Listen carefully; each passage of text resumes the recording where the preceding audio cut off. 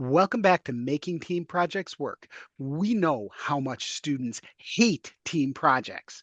We're here with ideas from students for students about how to make them better. This week, we have Gabrielle Boling, who is a psychology major from St. John Fisher University, where I am.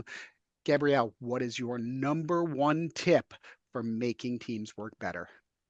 Yeah, my number one tip I'm going to say is mastering delegation.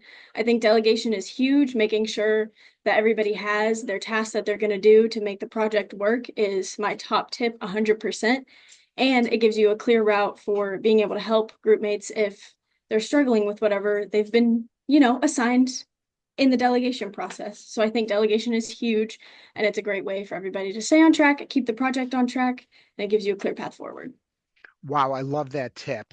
Two big things I can take from it. One, it provides accountability, and two, it can help students who need that guidance. Thank you very much. For more tips on improving teams, check out our book, Making Team Projects Work, published by Taylor and Francis. It has resources for students and professors.